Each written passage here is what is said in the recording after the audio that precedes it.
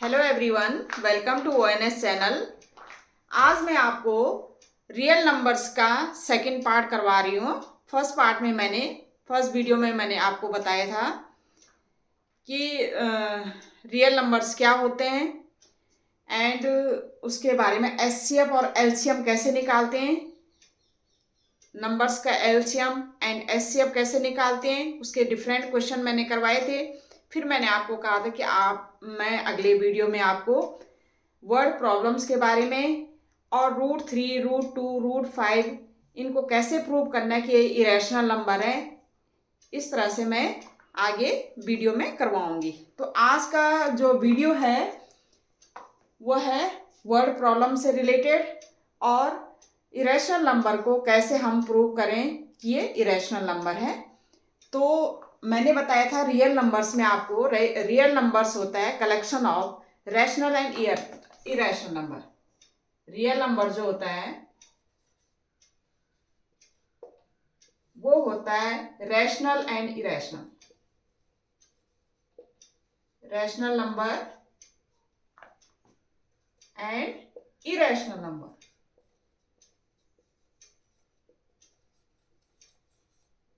ठीक है,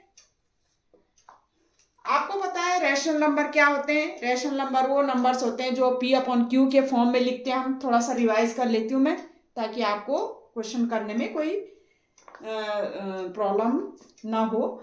तो रैशनल नंबर क्या होते हैं? रैशनल नंबर हमारे पी अपॉन क्यू के फॉर्म में होते हैं, वेयर पी एंड क्यू क्या होता है? Belongs to integers. इंटीजर्स को हम जेड से डिनोट करते हैं and Q not equal to zero. Integers हमारे क्या होते हैं? 0, 1, 2, 3 अप टू इनफाइनाइट इंटीजर्स होते हैं। -1, -2 अप टू इनफाइनाइट क्या है? ये इंटीजर्स होते हैं। ठीक है, तो रैशनल नंबर क्या होते हैं? पी अपॉन क्यू के फॉर्म होते हैं, जिसमें पी एंड क्यू जो है बोथ बिलोंग्स टू इंटीजर्स को हम जेड से डिनोट करते हैं and Q not equal to zero, तो इसको हम रैशनल नंबर कहते हैं। दूसरा मैंने कहा था कि इन डेसिमल फॉर्म में क्या होता है कि एक तो क्या होता है, एक होता है टर्मिनेटिंग होता है और एक होता है टर्मिनेटिंग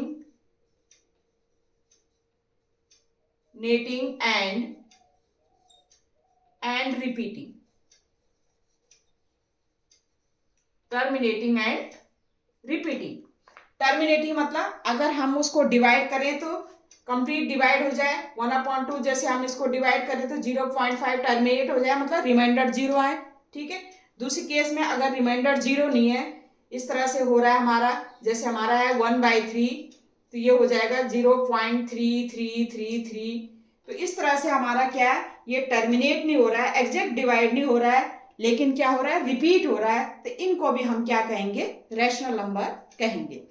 तो ये जस्ट मैंने रिवाइज किया कि टर्मिनेटिंग होगा या एग्जैक्ट डिवाइड होगा डेसिमल में तो वो रैशनल होगा, टर्मिनेटिंग एंड रिपीटिंग होगा वो क्या होगा?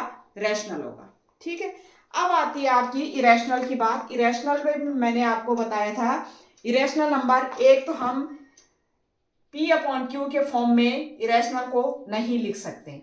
हम इस फॉर्म में क्या है, इरेशनल को नहीं लिख सकते। ठीक है, where P and Q both belongs to integers and Q not equal to zero.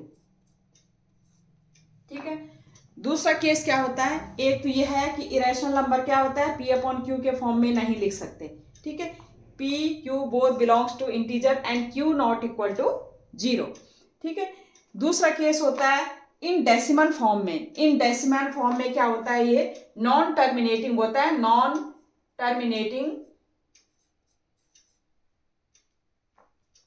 Non terminating है, यहां पर देखिए ये नॉन टर्मिनेटिंग है, ये नॉन टर्मिनेटिंग है। टर्मिनेटिंग तो पूरा क्या है, कंप्लीट डिवाइड होता है, नॉन टर्मिनेटिंग में कंप्लीट डिवाइड, ये नॉन टर्मिनेटिंग है। अगर नॉन टर्मिनेटिंग है एंड नॉन रिपीटिंग है, नॉन रिपीटिंग है,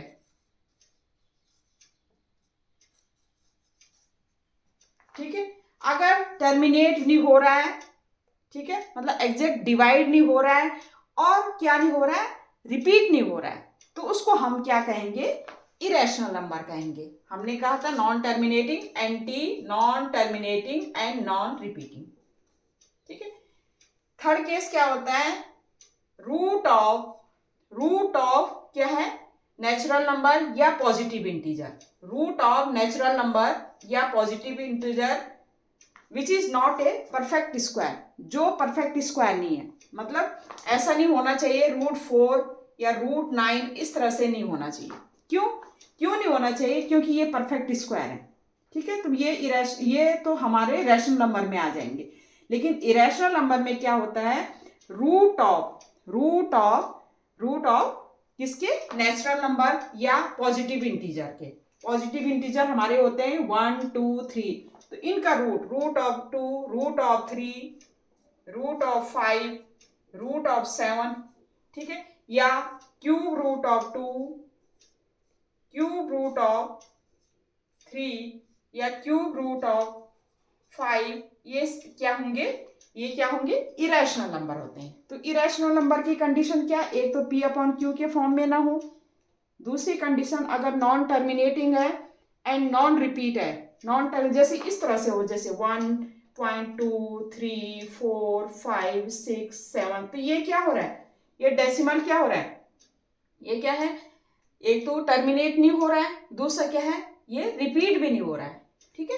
तो non terminating and non repeating हो तो उसको हम क्या कहेंगे, इरेशनल नंबर कहेंगे। थर्ड केस है हमारा root of positive integer which is not a perfect square या which is not a perfect cube, जो परफेक्ट क्यूब ना हो, परफेक्ट स्क्वायर ना हो, लेकिन नेचुरल नंबर हो या पॉजिटिव इंटीजर हो, उनका जो रूट है या क्यूब रूट है वो क्या कहलाएगा, इरेशनल नंबर कहलाएगा। ठीक है। अब हमारा इरेशनल नंबर को कई बार क्वेश्चन पूछा जाता है कि अगर हम √2 या √3 या √5 हमें गिवन है, तो हमने प्रूव दैट कि ये क्या है, इरेशनल नंबर है। इसको हमने क्या करना है, प्रूव करना है कि वो इरेशनल नंबर है। मैनी टाइम्स क्या है, बोर्ड में, ये क्लास 10th के बोर्ड में पूछा गया है। जैसे ये क्वेश्चन पूछा गया है, ये क्वेश्चन है जैसे prove that cube root of 3 is a irrational number। ये मैनी टाइम्स आपके बोर्ड में क्या है, पूछा गया है कि प्रूव करो कि ये जो है इरेशनल नंबर है। ये हमने क्या करना है, प्रूव करना है। तो प्रूव कैसे करेंगे, हम इसको प्रूव करने के लिए हम ये मानते हैं, हम ये मान लेते हैं कि हम अज्यूम कर लेते हैं कि जो √3 है वो रैशनल है। ठीक है। हमने प्रूव क्या करना है कि √3 इज ए इरेशनल नंबर।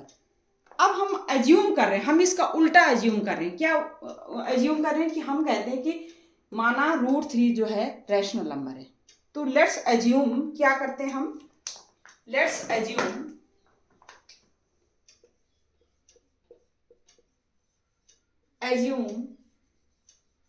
क्या अज्यूम करते हैं कि √3 इज अ रैशनल नंबर।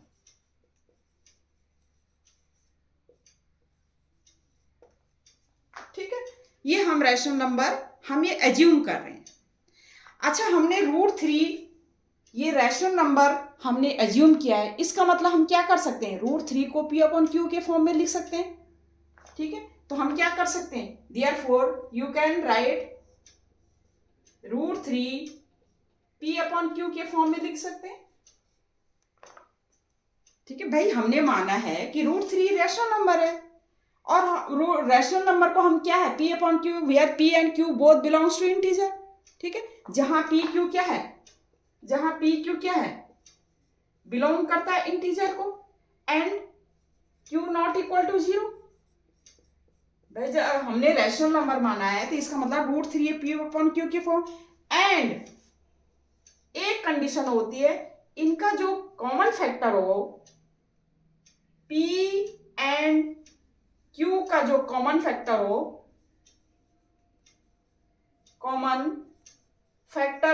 वो क्या है, वो क्या हो, 1 हो, 1 के अलावा नहीं हो। इसका मतलब पी और क्यू में से जो कॉमन आए हमारा, वो 1 आए, 1 के अलावा कुछ नहीं। पी एंड क्यू का जो कॉमन फैक्टर हो वो क्या है, 1 हो। या you can say P and Q R coprime.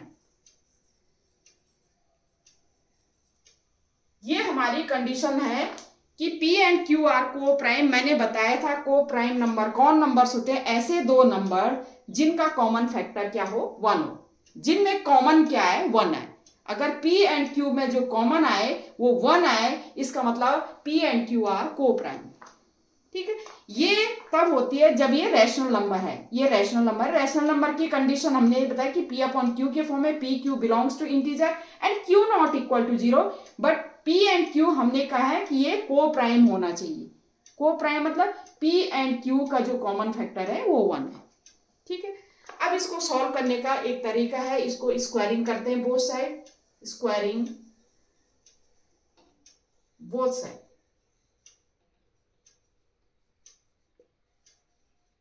ठीक है, स्क्वायरिंग करेंगे, √3 स्क्वायर, दिस इंप्लाइज √3 का square equal to P square Q square. ठीक है, या you can write down this 3 equal to P square upon Q square. ठीक है, 3 upon 1 लिख सकते हैं, तो क्रॉस मल्टीप्लीकेशन, तो ये हो जाएगा 3Q square equal to P square. अब आप इसमें देखिए 3Q square equal to P square, आप ये देखिए कि 3 इंटू क्यू स्क्वायर, इसका मतलब 3 डिवाइड्स 3Q स्क्वायर। 3 किसको डिवाइड कर रहा है, 3Q स्क्वायर को डिवाइड कर रहा है। भाई जो भी हमारे जैसे नंबर है हमारा, जैसे 3 इंटू जैसे Q स्क्वायर की जगह सपोज हमारा 4 है।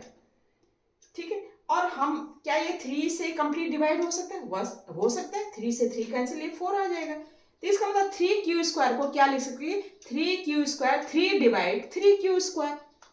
जब 3Q स्क्वायर को डिवाइड कर रहा है तो इसका मतलब 3P स्क्वायर को भी डिवाइड करेगा, क्योंकि 3Q स्क्वायर इक्वल टू हमारा क्या लिखा है हमने, इक्वल टू P स्क्वायर लिखा है।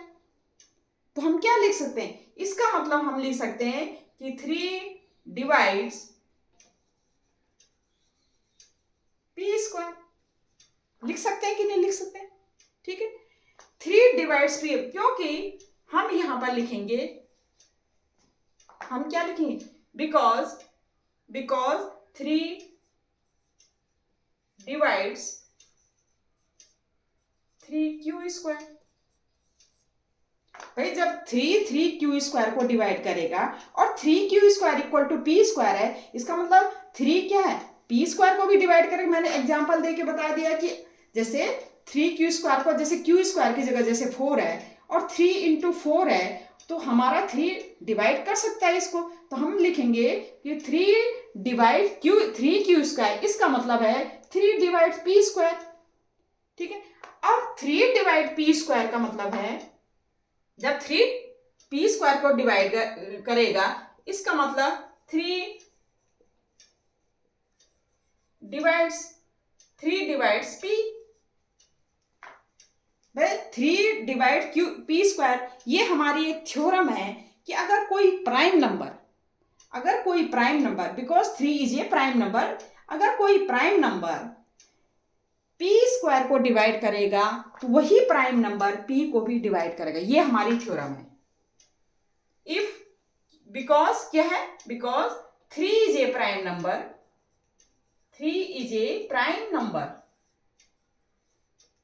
And 3 divides P square, this means 3 divides P also। ठीक है, ये हमारी एक थ्योरम है। जैसे हमने ये थ्योरम है कि अगर 3P स्क्वायर को डिवाइड कर रहा है और 3 प्राइम नंबर है तो 3 डिवाइड्स P, 3P को भी डिवाइड करेगा। ठीक है, अब आप देखिए अगर 3P को डिवाइड करता है, कोई नंबर है ठीक है, p को डिवाइड कर रहा है 3, p को डिवाइड कर रहा है, इसका मतलब ये p को हम क्या लिख सकते हैं, p को क्या लिख सकते हैं, p को लिख सकते हैं 3 इंटू समथिंग, 3 इंटू, या रियल नंबर, कोई भी रियल नंबर लिख सकते हैं, जैसे 3c लिख दिया हमने। p को क्या लिख सकते हैं 3 इंटू c। अब आप कहेंगे कैसे, कैसे लिखा मैंने, देखिए अगर कोई भी नंबर, जैसे हमने कोई नंबर ले लिए, जैसे हमने क्या किया, जो p को डिवाइड करा है, इसका मतलब p हमारा कोई नंबर है, कोई भी नंबर है, अगर 3 इसको डिवाइड करेगा, 3 अगर इसको डिवाइड करेगा, इसका मतलब p की वैल्यू क्या होगी, 3 समथिंग होगी, कुछ इंटीजर्स, कुछ रियल नंबर्स होगा, कोई भी रियल नंबर्स होगा, और 3 डिवाइड करेगा, 3 से 3 का डिवाइड कर लेगा, ठीक है। तो हमने p को हमने क्या लिख सकते हैं 3 into any real number, c क्या है, एनी रियल नंबर, कोई भी रियल नंबर है, हम p को इस तरह से लिख सकते हैं। हमने लिखा 3 p को डिवाइड करता है, 3 p को डिवाइड करने का मतलब है कि p की वैल्यू ऐसी होगी जो 3 से मल्टीपल होगी, 3 की मल्टीपल 3 इंटू समथिंग होगी, और जो होगा वो 3 से डिवाइड हो जाएगा। तो p इक्वल टू 3c हम लिख सकते हैं, p इक्वल टू हम क्या लिख सकते हैं 3c, c is any real number, ठीक है। अब इसको मान लो equation 1, 3q square equal to, हम p इक्वल टू 3c हम इक्वेशन 1 में पुट कर देंगे, ठीक है। तो पुट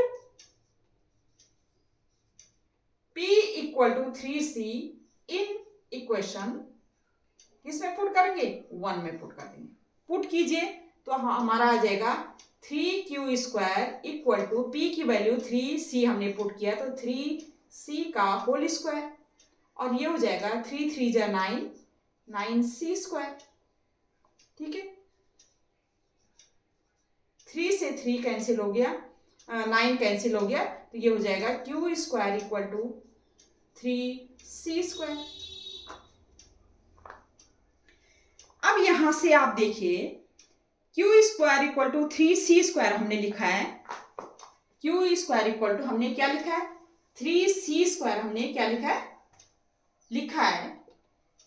इसका मतलब क्या है, जो 3 है वो 3c स्क्वायर को डिवाइड करता है, भाई 3 इंटू सी स्क्वायर का मतलब है 3 स्क्वायर को डिवाइड किया है, और q स्क्वायर इक्वल टू हमने 3c, इसका मतलब 3 q स्क्वायर को भी डिवाइड करेगा, ठीक है। तो हम लिख सकते हैं this imply 3 divide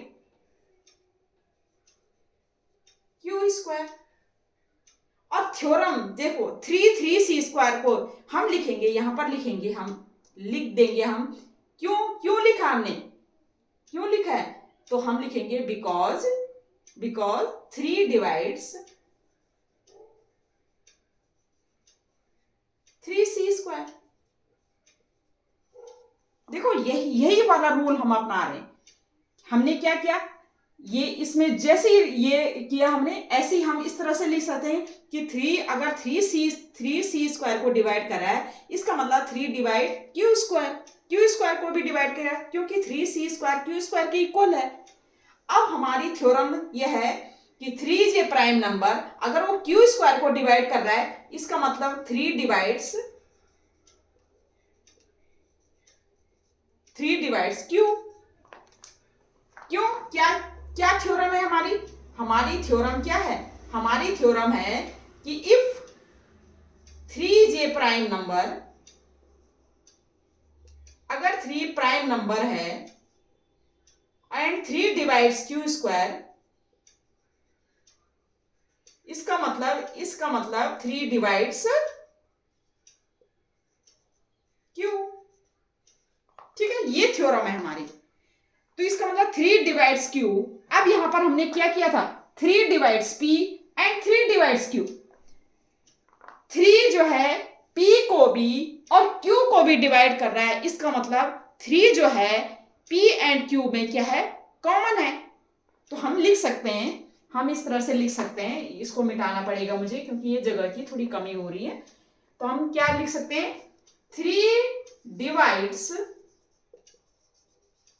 p and q, this implies implies 3 is a common factor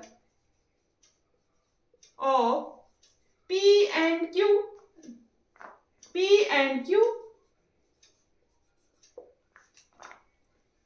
लेकिन हमने क्या एज्यूम किया है, मतलब 3 इसका कॉमन हमने एज्यूम किया है। हमने ये एज्यूम किया था कि ये रैशनल नंबर है, और रैशनल नंबर हमने किया था, तो इसमें P एंड Q में हमने ये किया था केवल कॉमन फैक्टर क्या है, 1 है, क्योंकि P Q को प्राइम है और कॉमन फैक्टर 1 है। लेकिन हमने यहाँ पर क्या कर रहे हैं, 3 ये कॉमन फैक्टर और P एंड Q 3 भी कॉमन फैक्टर है। इसका मतलब जो हमने एज्यूम किया था वो हमने क्या किया था, वो रॉन्ग एज्यूम किया था। ठीक है, जो कंट्राडिक्ट करती है क्या, इसका मतलब क्या है, विच contradicts the assumption.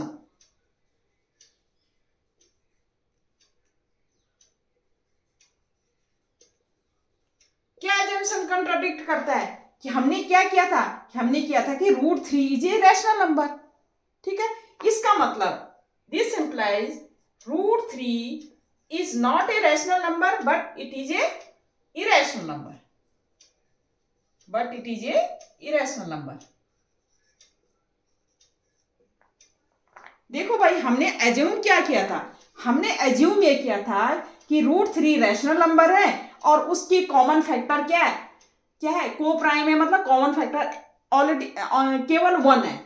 लेकिन यहां पर हमारा क्या है, 3 जो है कॉमन फैक्टर और P एंड Q आ गया। इसका मतलब P एंड Q का जो कॉमन फैक्टर वो 3 है।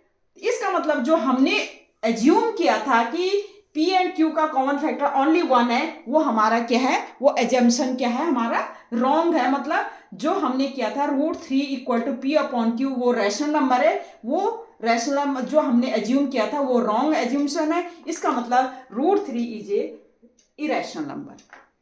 ठीक है, ये हमारा क्या है, यही हमने प्रूव करना था। देखो हमने क्या करना था, √3 जो है इरेशनल नंबर, ये प्रूव करना था हमने। एक बार फिर समझ लीजिए, √3 हमारा इरेशनल नंबर, ये प्रूव करना था। लेकिन हमारा क्या, हमने माना कि √3 हमारा रैशनल नंबर है। अब √3 हमने रैशनल नंबर माना, तो √3 इक्वल टू हम लिख सकते हैं P upon Q, where P and Q are belongs to integer and Q not equal to 0 and PQ has only one common factor. PQ has only one common factor, that is 1. ठीक है, तो PQ मतलब को prime है। अब हमने इसको solve करने का हमने क्या किया, स्क्वायरिंग बोथ साइड कर दिया। स्क्वायरिंग बोथ साइड किया हमने, तो हमारा आ गया 3 equal to P² upon Q², 3Q² equal to P²। ये इक्वेशन 1 हमने माना। इसका मतलब यह है कि 3Q² को डिवाइड कर रहा है, इसका मतलब 3P² को भी डिवाइड करेगा, क्योंकि ये दोनों इक्वल हैं। तो 3 डिवाइड्स P², क्योंकि 3 डिवाइड्स 3Q²। अब 3 डिवाइड्स P² का मतलब 3 जो है प्राइम नंबर है और P² को डिवाइड कर रहा है, इसका मतलब 3 डिवाइड्स P। ये थ्योरम है हमारी कि अगर जो प्राइम नंबर है वो किसी नंबर के स्क्वायर को अगर डिवाइड कर रहा है, जैसे इंटीजर्स के स्क्वायर को डिवाइड कर रहा है, तो वो उस इंटीजर को भी डिवाइड करेगा। तो हमने मान 3 डिवाइड P² और 3 जे प्राइम नंबर, सो 3 आल्सो डिवाइड्स P, 3 P को डिवाइड करेगा। अब हमने माना कि अगर 3P को डिवाइड करता है, इसका मतलब P को हम इस तरह से लिख सकते हैं 3 इंटू C। डिवाइड करेगा तो इसका मतलब P को इस तरह से लिख सकते हैं 3 इंटू एनी रियल नंबर। ठीक है, P इक्वल टू 3C हमने क्या पुट कर दिया, इस इक्वेशन 1 में पुट कर दिया। तो हमारा हो जाएगा 3Q² इक्वल टू 3C का होल स्क्वायर, और ये हमारे स्क्वायर करके Q² इक्वल टू 3C² आ गया। अब यहां से हमारा ये है कि अगर 3C² को डिवाइड कर रहा है, इसका मतलब 3Q² को भी डिवाइड करेगा। क्यों डिवाइड करेगा, क्योंकि ये इक्वल है। तो हमने लिखा कि 3 डिवाइड Q², क्योंकि 3 डिवाइड 3C²।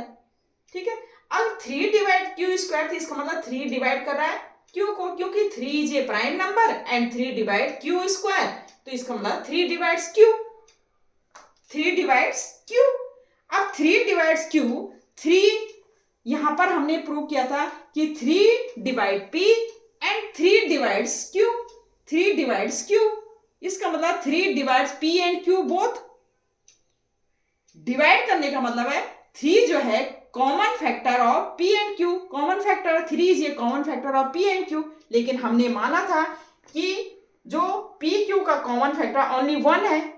इसका मतलब जो हमने माना है वो हमने रॉन्ग माना है, वो एजम्पशन हमने रॉन्ग मानी है, विच कंट्राडिक्ट द एजम्पशन, जो हमने एज्यूम किया है वो कंट्राडिक्ट करती है। इसका मतलब √3 जो है हमारा रैशनल नंबर नहीं है, बल्कि √3 इज ए इरेशनल नंबर। ठीक है, तो आप इस तरीके से किसका √5 का कर सकते हैं, सेम मेथड है। √7 का कर सकते हैं, √11 का कर सकते हैं, √13 का कर सकते हैं, √2 का भी कर सकते हैं। सेम मेथड है, आपने सेम यही जो मैंने इसमें यूज किया √3 में, आपने इस तरह से √17 का आंसर कर सकते हैं, √17 का, √19 का भी कर सकते हैं। ठीक है, मेथड सेम है। आपने पहले क्या एज्यूम करना है कि वो क्या है, रैशनल नंबर है, और रैशनल नंबर हमने इस तरह से करके फिर उसको आपने क्या प्रूव करना है कि ये कंट्राडिक्ट करता है, इसलिए ये इरेशनल नंबर होगा।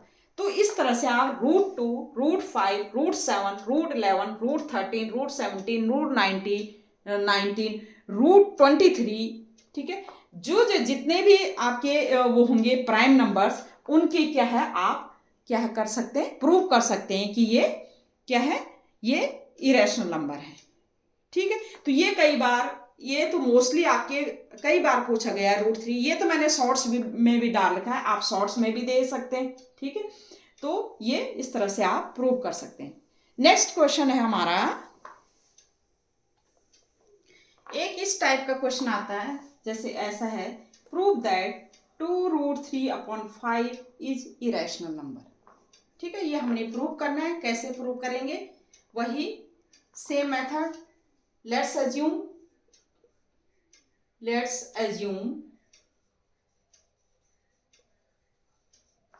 2√3/5 जो है रैशनल है। ठीक है, ये हम एज्यूम करेंगे कि 2√3/5 जो है हमारा रैशनल है। ठीक है, ये हमने एज्यूम किया। हमने ये रैशनल एज्यूम किया, इसका मतलब हम लिख सकते हैं, क्या लिख सकते हैं, हम लिख सकते हैं therefore we can write 2√3/5 equal to P/Q, where P and Q both belongs to integers and Q not equal to 0। ठीक है, ये इस तरह से लिख सकते हैं हम। फिर हम इसको इस तरह से क्रॉस मल्टीप्लीकेशन करके किस तरह से लिख सकते हैं, हम लिख सकते हैं, क्रॉस मल्टीप्लाई करके लिख सकते हैं 2√3Q इक्वल टू 5P, या हम लिख सकते हैं इसको √3 इक्वल टू 5P/2Q लिख सकते हैं। देखो PQ बिलोंग टू, और where PQ are coprime. ठीक है, अब हमने इसको इस तरह से लिख दिया 5P/2Q। अब आप देखिए PQ हमारे 5P/2Q, P and Q integers हैं, तो 5 into P and 2 into Q, ये भी क्या होगा, इंटीजर्स होंगे। ये भी क्या होंगे, इंटीजर्स होंगे, इंटीजर्स, और ये भी इंटीजर्स है। ठीक है, और ये इंटीजर्स नॉट इक्वल टू 0 है। ठीक है, ये इंटीजर, देखो P हमारा इंटीजर्स है, Q हमारा इंटीजर है, तो 5 इंटू P भी हमारा इंटीजर्स होगा, 2 इंटू Q भी हमारा इंटीजर्स है, और ये डिनोमिनेटर का हमारा नॉट इक्वल टू 0। इसका मतलब ये हमारा क्या हो गया, रैशनल हो गया। हम क्या लिख सकते हैं, ये क्या लिख सकते हैं, रैशनल लिख सकते हैं, क्योंकि हमें पता है रैशनल क्या होता है। रैशनल क्या, इंटीजर अपॉन इंटीजर होता है, ठीक है। मतलब 5p upon 2q where 5p and 2q both belongs to integer and 2q not equal to 0। तो ये रैशनल के कंडीशन को फॉलो कर रहा है। इसका मतलब 5p upon 2q, 5p upon 2q हमारा क्या है, रैशनल है, रैशनल है। अब ये रैशनल है बट √3 हमारा क्या है, इरेशनल है। But √3 is a irrational number, but √3 is irrational.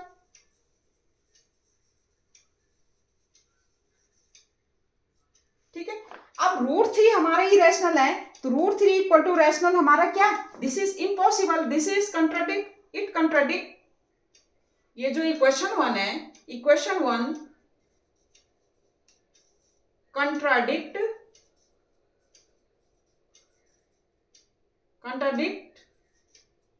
the given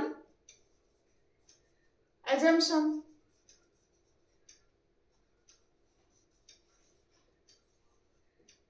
जो क्या है, कंट्राडिक्ट करता है, विच कंट्राडिक्ट, क्यों, √3 हमारा हमने क्या माना, ये रैशनल है, ठीक है। लेकिन क्या है, √3 ये हमारा रैशनल, ये इम्पॉसिबल है, दिस इज इम्पॉसिबल, या आप लिख सकते हैं इसको, दिस इज इम्पॉसिबल। क्या लिख सकते हो, या आप ऐसे लिख सकते हो,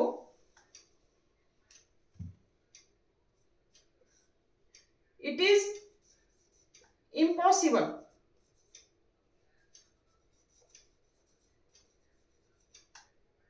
क्या इम्पॉसिबल, कि √3 जो है, √3 जो है वो रैशनल है, ये इम्पॉसिबल है। फ्रॉम इक्वेशन 1 क्या लिख सकते हैं कि √3 इज रैशनल, क्योंकि हम जानते हैं √3 क्या होता है हमारा, इरेशनल होता है। √3 तो कंट्राडिक्ट करता है, इसका मतलब जो हमने एजम्पशन माना है, इट मेक्स और क्या है, और जो हमारा क्या है, एजम्पशन हमने माना है वो क्या है, और एजम्पशन इज रॉन्ग, या यू कैन से कंट्राडिक्ट। ठीक है, तो इसका मतलब क्या हो गया, जब हमारा एजम्पशन रॉन्ग है कि टू रूट, कौन सी एजम्पशन मानना था हमने, एज्यूम क्या किया था, 2 इंटू √3 अपॉन 5 रैशनल। तो इसका मतलब this imply 2 into √3 upon 5 is irrational. ये क्या है, इरेशनल। भाई हमने क्या किया, हमने इसको रैशनल एज्यूम किया। रैशनल एज्यूम करने का मतलब है हम P अपॉन Q के फॉर्म में लिख सकते हैं। P अपॉन Q के फॉर्म में लिख दिया हमने, तो जहां P Q belongs to integer Q not equal to 0, P Q are coprime. ठीक है, अब इसमें हमने क्रॉस मल्टीप्लीकेशन किया, तो हमारा √3 equal to 5P upon 2Q, integers upon integer and this integers not equal to 0। इसका मतलब ये रैशनल हुआ, ये रैशनल हुआ, तो रैशनल है जो कि क्या है, ये कहता है कि रैशनल है, तो रैशनल क्या है, ये √3 के इक्वल है रैशनल, बट ये कंट्राडिक्ट करता है क्योंकि √3 हमारा क्या है, बट √3 इज इरेशनल। ये हम √3 हमारा क्या है, इरेशनल है। इसका मतलब इट इज इम्पॉसिबल कि √3 इज रैशनल, ये इम्पॉसिबल है। तो it makes our assumption is wrong, जो हमारा एजम्पशन है, जो हमने एज्यूम किया है, वो हमारा एजम्पशन क्या है, रॉन्ग है। क्या एज्यूम किया था हमने किया था 2 इंटू √3 अपॉन 5 इज रैशनल। ठीक है, इसका मतलब दिस इंप्लाइड 2 √3 इज ये इरेशनल। ठीक है, तो आप ये इसको इस तरह से कर सकते हैं। जो मैंने कहा था √2 √3 √5 √7 √11 √17 √19 √23, इसका मेथड जो मैंने पहले किया था √3 की जगह है। ठीक है, लेकिन जो इस टाइप के क्वेश्चन आएंगे उसको हमने इस तरह से सॉल्व करना है। ठीक है, इसकी जगह और कुछ भी हो सकता है, जैसे हमारा यहाँ पर इसकी जगह और भी टाइप के हो सकते हैं। इनमें से एक क्वेश्चन जरूर आता है, एक जैसे हमारा क्वेश्चन है prove that 2√3 minus 7 is a, ये हमारा दे रखा है, ये हमारा प्रूव करना है, हमने प्रूव करना है, प्रूव दैट ये क्या है, इरेशनल है। ठीक है, ये इरेशनल प्रूव करना है हमें। तो इसके लिए हम क्या करेंगे, ये इरेशनल, वही पहले हमने क्या अज्यूम करना है कि ये रैशनल है, ये हमने क्या अज्यूम करना है कि ये हमारा रैशनल है। ठीक है, ये अज्यूम करेंगे हम कि 2√3 इज रैशनल। ठीक है, let's assume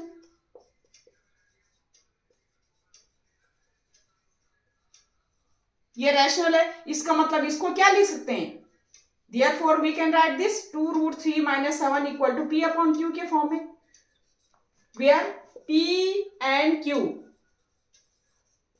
both belongs to integers and q not equal to 0.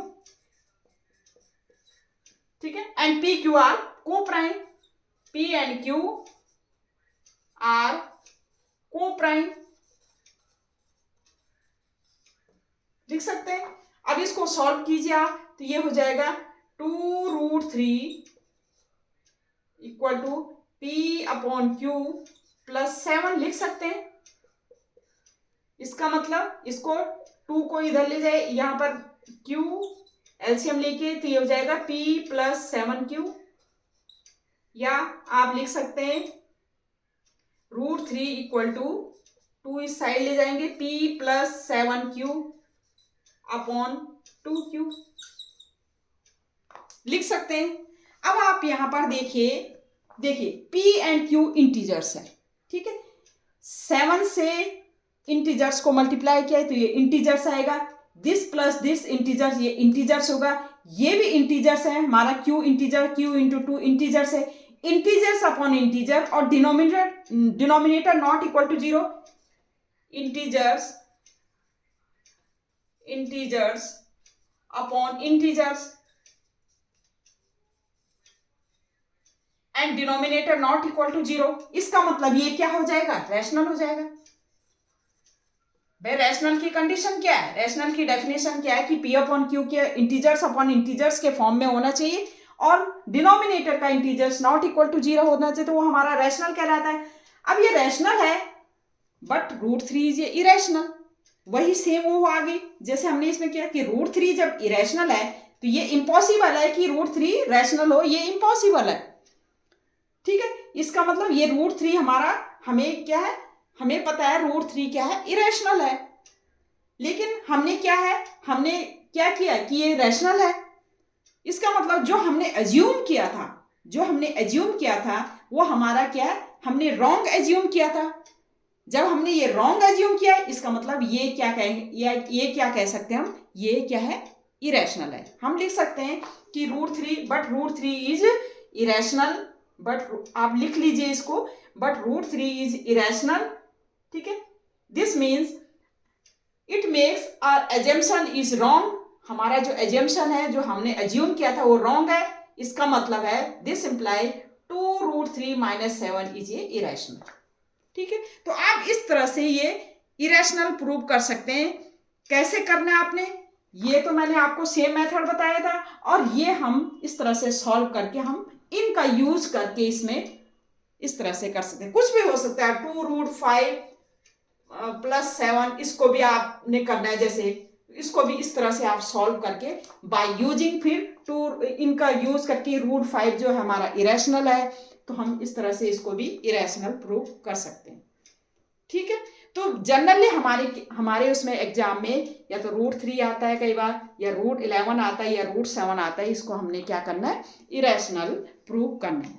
अब है हमारी वर्ड्स प्रॉब्लम करते हैं, तो देखते हैं आगे क्वेश्चन वर्ड्स प्रॉब्लम में कौन कौन सी आती है। ये क्वेश्चन है हमारा, find the largest number which divides 320 and 457 leaving remainders 5 and 7 respectively. हमने ऐसा लार्जेस्ट नंबर फाइंड आउट करना है जो इन दोनों को डिवाइड करता है। ठीक है, जो इन दोनों को डिवाइड करता है, और रिमाइंडर्स क्या बचते हैं, 5 and 7। ठीक है। 5 और 7 रिमाइंडर बताए मैंने आपको देखो एचसीएफ और एलसीएम करवाया था, ठीक है, एचसीएफ एंड एलसीएम करवाया था।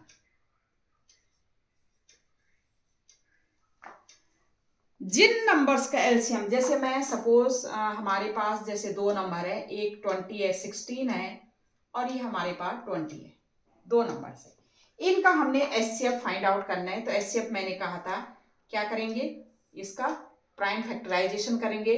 2 8 जा 16, 2 4 जा 8, 2 2 जा 4 और 2 1 जा 2। इसका हम करेंगे प्राइम फैक्टराइजेशन। 2 10 जा 20, 2 5 जा 10 एंड 5 1 जा 5। प्राइम फैक्टराइजेशन किया हमने, ठीक है। इसे 16 का किया एंड इसका किया। तो हमने क्या किया, 16 का क्या आया हमारा, ये 2 4 टाइम्स है तो 2 पावर 4, एंड जो हमारा इसका है 20 का फैक्टराइजेशन, तो ये हमारा हुआ था 2 का स्क्वायर इंटू 5, ठीक है।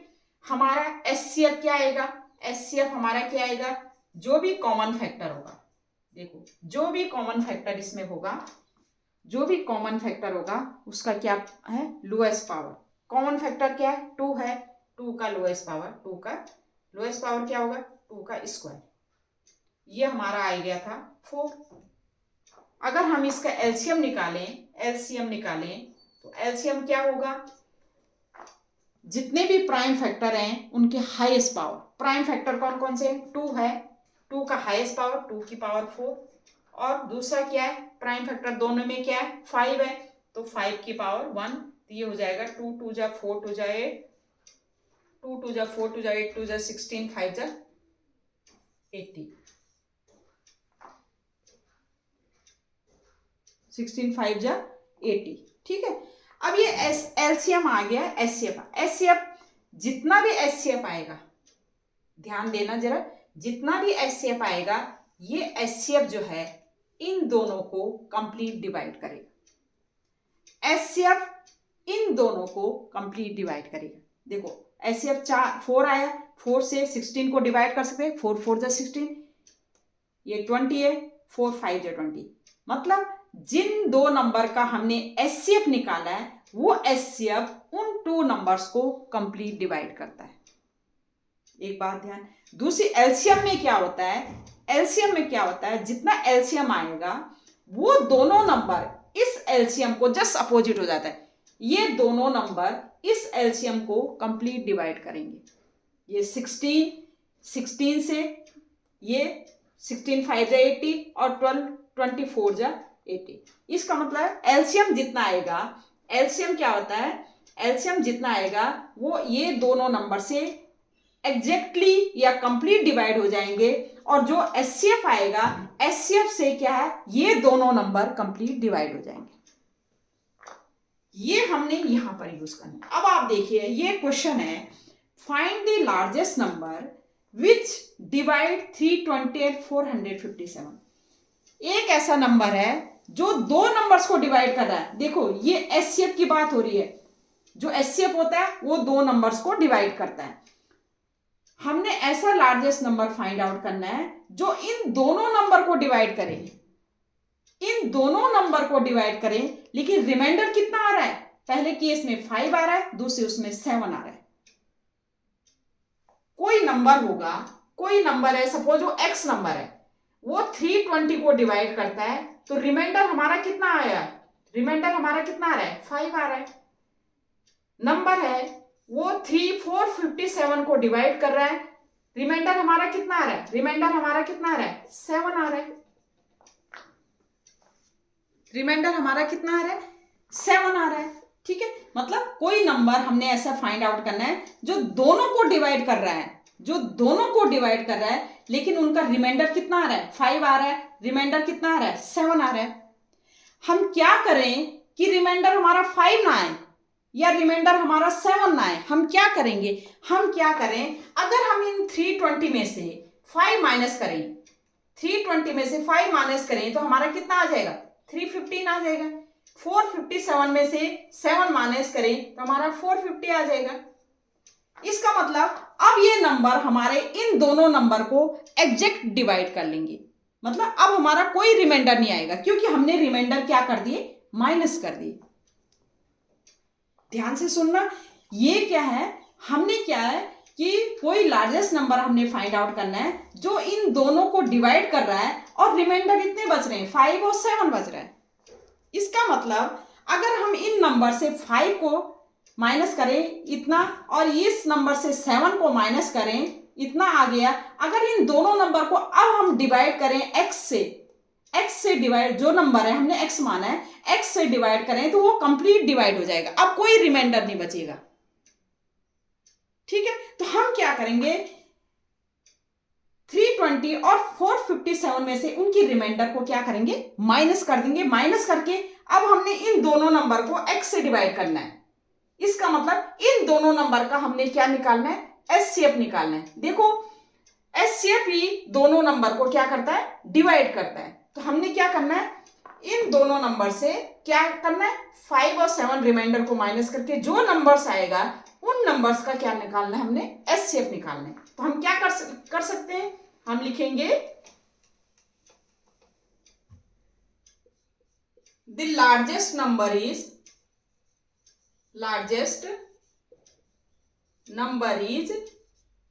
द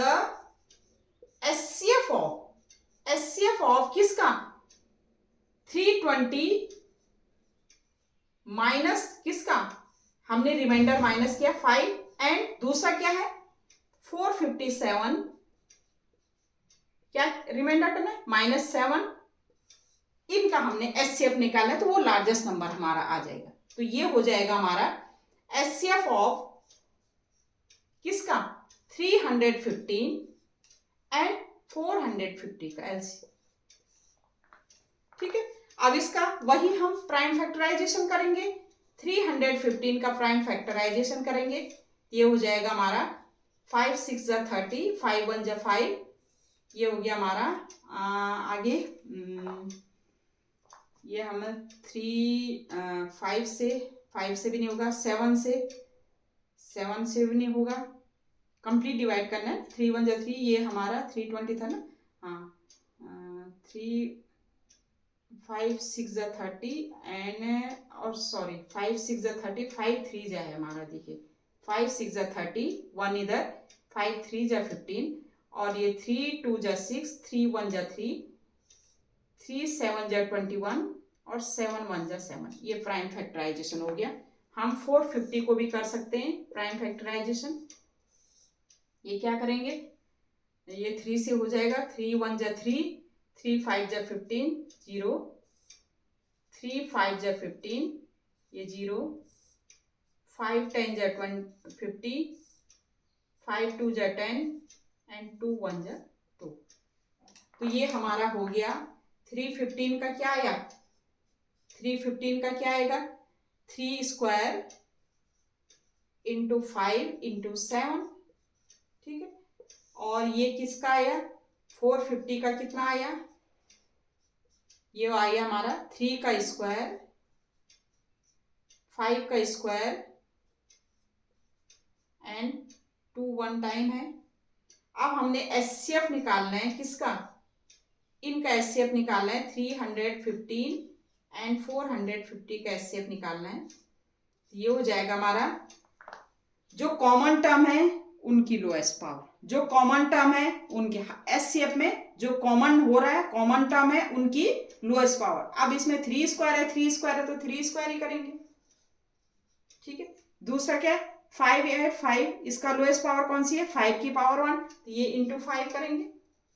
बाकी और कॉमन है, कॉमन कुछ नहीं है, 7 भी कॉमन नहीं है, 2 भी कॉमन है, तो ये हो जाएगा हमारा 3 3 जा 9, 9 5 जा 45। ये हमारा वो लार्जेस्ट नंबर है, ये हमारा वो लार्जेस्ट नंबर है जो इन दोनों को, जो किस दोनों को, इन दोनों को क्या करेगा, इन दोनों को डिवाइड करेगा तो रिमाइंडर 5 एंड 7 आएगा, या इन दोनों को कंप्लीट डिवाइड करेगा। ये 45 हमारा क्या है, आंसर आ गया। ये 45 वो लार्जेस्ट नंबर है जो कि इन दोनों को करेगा डिवाइड तो कंप्लीट डिवाइड करेगा, अगर इन दोनों को डिवाइड करेगा तो रिमाइंडर 5 और 7 आएगा। तो ये हमारा क्या हो गया, आंसर हो गया। ठीक है, ये क्वेश्चन। एक और क्वेश्चन ले लेते हैं। एक क्वेश्चन ये है हमारा, find the smallest number which when increase by 17 which is exactly divisible by both 460 and 520। ऐसा नंबर हमने फाइंड आउट करना है जो कि फाइंड द स्मॉलेस्ट नंबर, ऐसा नंबर फाइंड आउट करें विच व्हेन इंक्रीज बाय 17। एक ऐसा स्मॉलेस्ट नंबर हमने फाइंड आउट करना है जो हम 17 उसमें प्लस करें, 17 प्लस करें तो exactly divisible by both these two number. देखो, एक ऐसा स्मॉलेस्ट नंबर हमने फाइंड आउट करना है जिसमें हम 17 प्लस करें, ठीक है, is exactly divisible by, exactly divisible by किससे, बाय बोथ, किससे, बोथ 468 से एंड 520 से। देखो, एक ऐसा नंबर फाइंड आउट करना है जिसमें अगर हम 17 इंक्रीज कर दें, 17 इंक्रीज कर दें, वो एग्जैक्टली डिविजिबल बाय इन दोनों से कंप्लीट डिवाइड हो जाएगा, इन दोनों से एग्जैक्टली इन दोनों नंबर से वो डिवाइड हो जाए। एक ऐसा नंबर जिसमें 17 इंक्रीज करें, 17 प्लस करें, वो एग्जैक्टली इन दोनों नंबर से डिवाइड हो जाता है। ठीक है, अब आप देखिए, अगर हम इन दोनों नंबर का एलसीएम फाइंड आउट करें, अगर हम इन दोनों नंबर का क्या करें, एलसीएम फाइंड आउट करें, इन दोनों नंबर का क्या करें, एलसीएम फाइंड आउट करें, तो वो एलसीएम हमारा इन दोनों नंबर से क्या हो जाएगा, इन दोनों नंबर से एग्जैक्टली क्या हो जाएगा, डिवाइड हो जाएगा। देखो, अभी हमने कहा था कि एचसीएफ क्या होता है, अगर हम इन दोनों का एचसीएफ फाइंड आउट करते हैं, माना एचसीएफ, तो एचसीएफ जो होता है इन दोनों नंबर को क्या है, डिवाइड करता है। एचसीएफ क्या है, इन दोनों नंबर को क्या करता है, डिवाइड करता है, कंप्लीट डिवाइड करता है। लेकिन इनका जो एलसीएम होगा, उस एलसीएम को ये दोनों नंबर कंप्लीट क्या करेंगे, डिवाइड करेंगे। जो एलसीएम होगा इनका, जो एलसीएम होगा, वो एलसीएम इन दोनों नंबर से क्या होगा, कंप्लीट डिवाइड हो जाएगा। तो पहले first find out the LCM of these two numbers. ठीक है, तो हम और उसको हम क्या करेंगे, इस नंबर के क्या करेंगे, क्या करेंगे, इक्वल हो जाएंगे, क्योंकि ये नंबर भी हमें क्या है, ये नंबर भी इससे क्या है, इन दोनों नंबर से एग्जैक्टली डिवाइड हो रहा है। ठीक है, तो हम क्या करेंगे, पहले क्या करेंगे, first find out LCM of किस किस का, 468 का एंड 520 का। वही प्राइम फैक्टराइजेशन, 468 का प्राइम फैक्टराइजेशन करेंगे, 2 2 जा 4, 2 3 जा 6, 2 4 जा 8, 2 1 जा 2, 2 1 जा 2, 2 7 जा 14, 3 3 जा 9, 9 2 11, 3 9 जा 27, 3 1 जा 3, 3 3 जा और 13 1 जा 30। इसका भी कर लेंगे, ये हमारा आ जाएगा 520 का, ये हो गया 5 1 जा 5, 5 4 जा 20, 5 1 जा 5, फिर 2 में नहीं गया, 0 गया, 5 4 जा 20, 2 5 जा 10, 2 2 जा 4, 2 2 जा 4, 2 6 जा 12, 2 1 जा 2, 2 3 जा 6 एंड 13 1 जा 30। ठीक है, तो ये हो जाएगा 468 का क्या हो गया, प्राइम फैक्टराइजेशन 468 का क्या हो गया, 2 square 3 square 2 square into 3 square into 13 की पावर 1।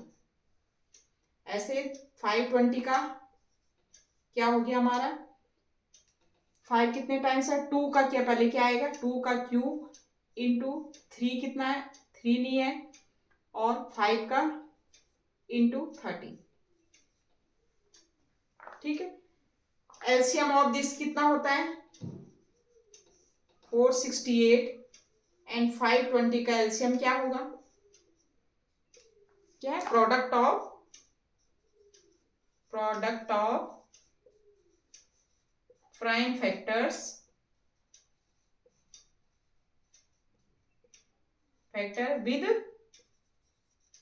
With highest power.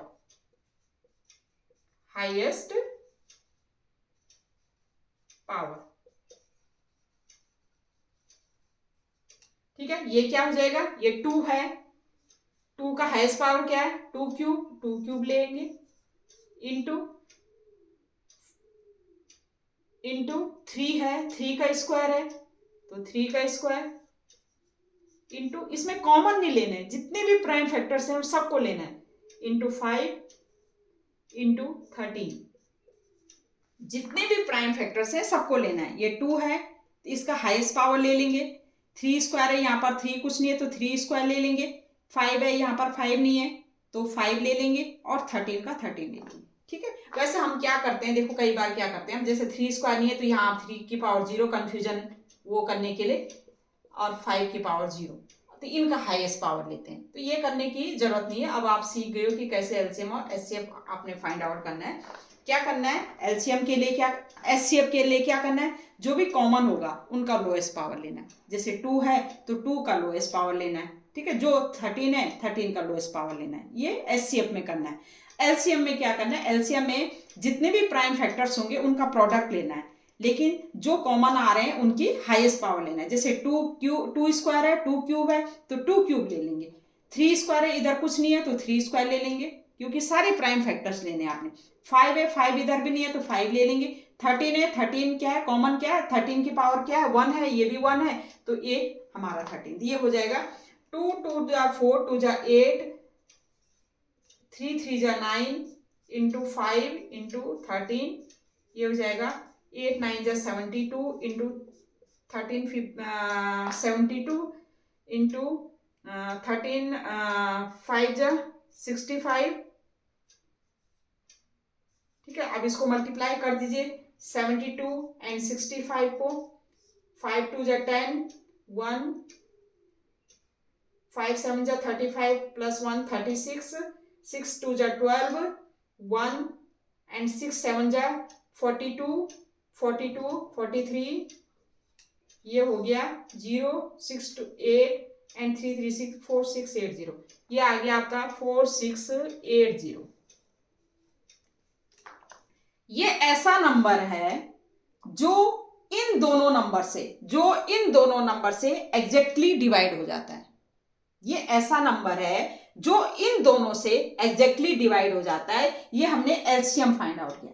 अब ये भी ऐसा नंबर है जो इन दोनों से एग्जैक्टली डिवाइड हो रहा है, तो इसका मतलब हम क्या कर सकते हैं, इसका मतलब हम जो हमारा x प्लस 17 है जो एग्जैक्टली डिवाइड हो रहा है वो किसके इक्वल लिख सकते हैं, हम 4680 के इक्वल लिख सकते हैं।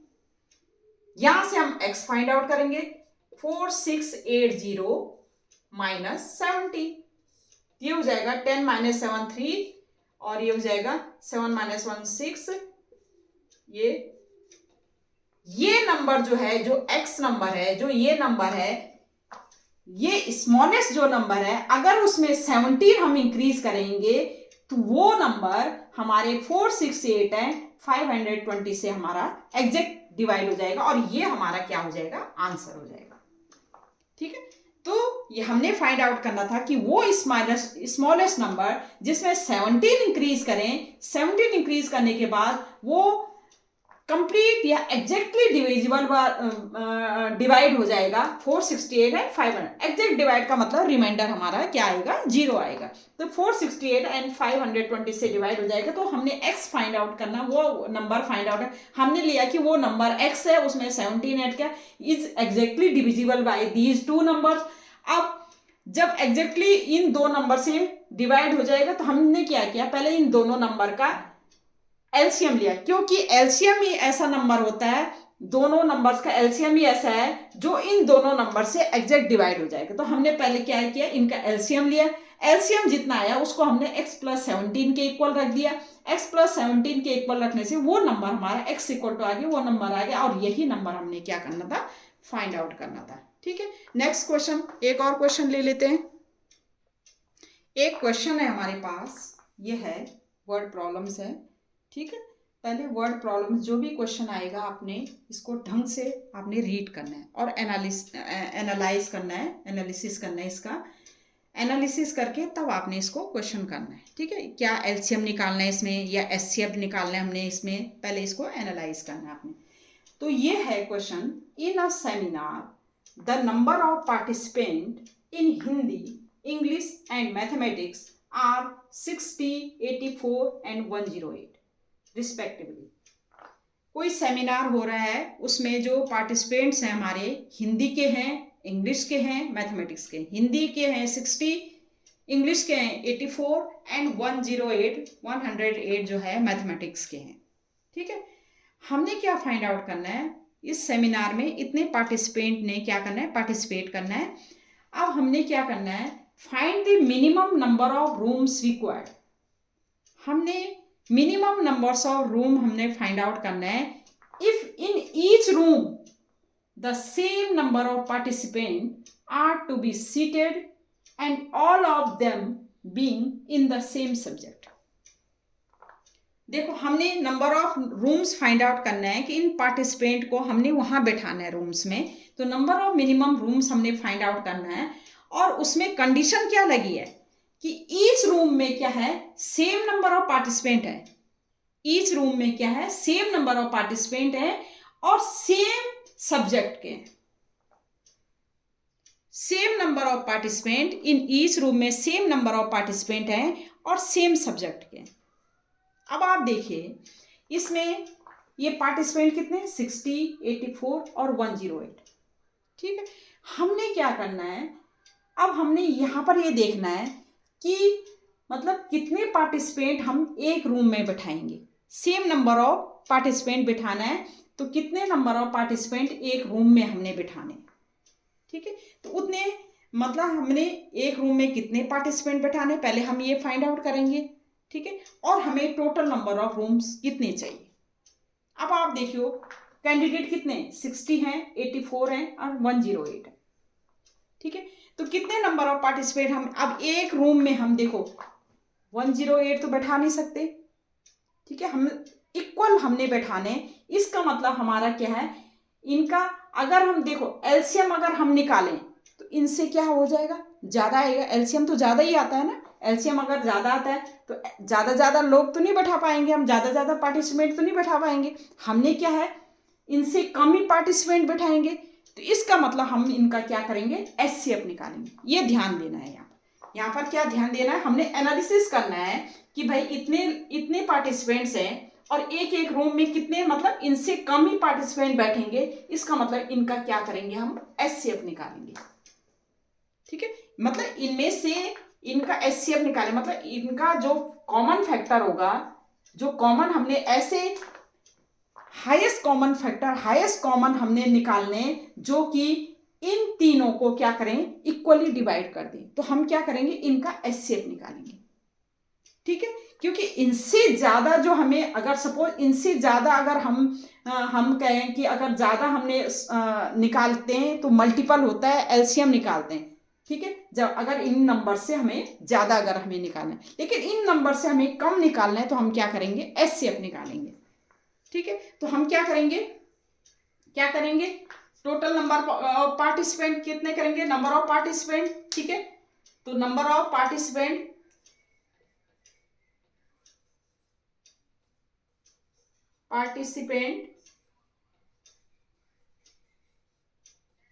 in each room equal to, हम क्या करेंगे, एचसीएफ ऑफ, किसका एचसीएफ निकालेंगे, एचसीएफ ऑफ किसका, 60, 80, 60, 84, 108।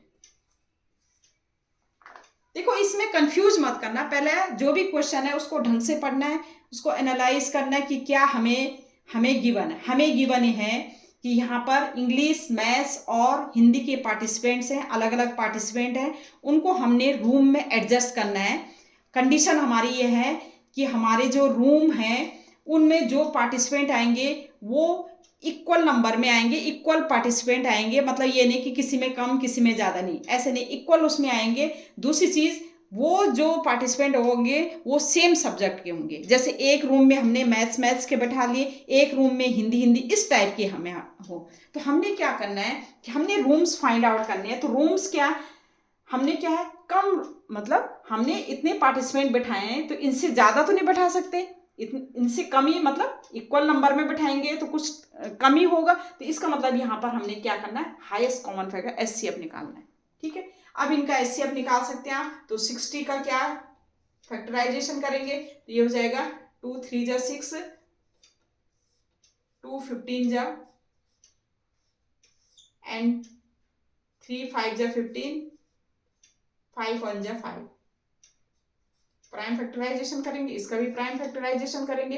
84 का 2 4 जा 8, 2 2 जा 4, 2 2 जा 4, 2 1 जा 2, 3 7 जा 21 एंड 7 1 जा 7। ठीक है, नेक्स्ट हमारा आता है 108, इसका हम करेंगे प्राइम फैक्टराइजेशन।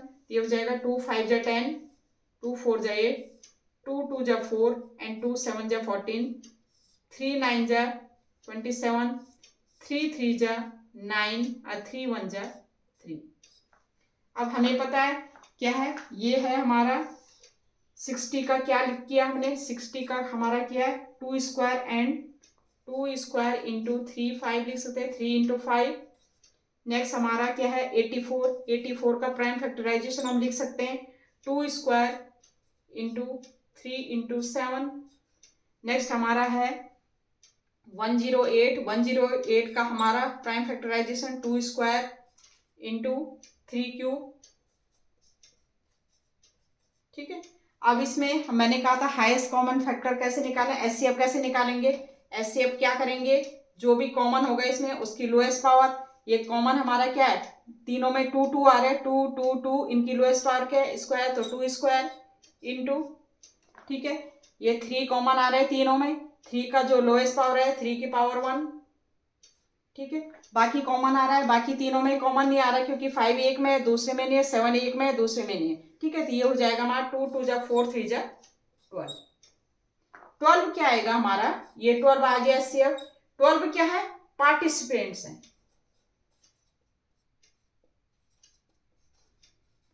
12 पार्टिसिपेंट्स, एक रूम में कितने पार्टिसिपेंट बैठाएंगे हम, 12 पार्टिसिपेंट्स बताएंगे एक रूम में। 12 मतलब 12 हिंदी के आएंगे, जैसे 60 है तो 12 जो 60 जो पार्टिसिपेंट्स किसके हैं, हिंदी के हैं, तो 12 12 12, तो 12 3 जो है 3 रूम्स में हम हिंदी के बैठाएंगे। फिर नेक्स्ट आया हमारा 84 किसके हैं, 84 इंग्लिश के हैं, तो 84 12 से डिवाइड करेंगे तो 12 5 जा 60, 12 6 जा 12 7 जा, तो 7 रूम्स में ये हमारे क्या है इंग्लिश के पार्टिसिपेंट आएंगे। फिर मैथ्स के भी हम क्या करेंगे 108 में इसको हम 12 से डिवाइड करेंगे। ठीक है, तो 9 जो रूम है वो कौन करेगा, मैथ्स के ऑक्यूपाई करेंगे। तो हमने क्या निकालना है अभी, find the number of rooms. तो हम क्या नंबर ऑफ रूम्स कैसे फाइंड आउट करेंगे, नंबर ऑफ रूम्स क्या करेंगे हम, इन सबको 60/12 प्लस 84/12 प्लस 108/12 ये से डिवाइड करेंगे, क्योंकि एक रूम में इतने पार्टिसिपेंट हैं, 12 पार्टिसिपेंट है, तो इतने रूम में कितने, तो ये हो जाएगा 12 5 जा 60 प्लस 12 7 जा 84 एंड 12 9 जा 108, तो ये हो जाएगा 5 + 7 क्या है 12, 12 + 9 21। तो 21 हमारे क्या है रूम्स की हमें क्या पड़ेगी, जरूरत पड़ेगी। ठीक है, इतने पार्टिसिपेंट्स को इतने रूम्स में 21 रूम्स की जरूरत पड़ेगी इनको एडजस्ट करने में, जहां की एक रूम में 12 पार्टिसिपेंट आएंगे। और यही हमने सॉल्व करना था कि find the number of rooms required. तो नंबर ऑफ रूम्स कैसे निकाले हमने, 21 निकाल दिए हमने, क्योंकि पहले हमने इनका एचसीएफ निकाला। एचसीएफ कैसे निकाला, इन तीनों जो हमारे कंटेस्टेंट हैं या तीनों जो पार्टिसिपेंट्स हैं, ठीक है, वो हम कैसे करें, एचसीएफ ऑफ इनका निकालेंगे। तो ये 12 पार्टिसिपेंट आ गए, इस रूम में 12 पार्टिसिपेंट है, तो इतने जो कंटेस्टेंट हैं वो कितने रूम्स में आएंगे, तो हम कितने डिवाइड करके, और 21 रूम्स में हम क्या करेंगे, इन जो पार्टिसिपेंट को क्या करेंगे, एडजस्ट करेंगे। ठीक है, तो ये हमारा ये आंसर आ गया 21 रूम्स। ठीक, अब ये मैंने वर्ड प्रॉब्लम्स खैर और भी हैं, मैं शॉर्ट्स में डालती रहती हूँ, आप शॉर्ट्स भी देख लीजिएगा। ठीक है, क्योंकि अभी वीडियो का टाइम काफ़ी लंबा हो रहा है। ठीक है, तो आगे भी मैं क्या करूँगी, डालूंगी वर्ड्स प्रॉब्लम्स की क्वेश्चन जो है। तो इस टाइप के क्वेश्चन आपके जो रियल नंबर्स में हैं वो पूछे जाते हैं, वर्ड प्रॉब्लम पूछे जाते हैं, क्यूब का पूछा जाता है, रूट का पूछा जाता है। ठीक है, तो ये मैंने आपके चैप्टर 1 क्या है करवा दिया, कंप्लीट करवा दिया। अब मैं अगली वीडियो में नेक्स्ट चैप्टर को स्टार्ट करूँगी। ठीक है, तब तक के लिए ओके बाय, थैंक यू।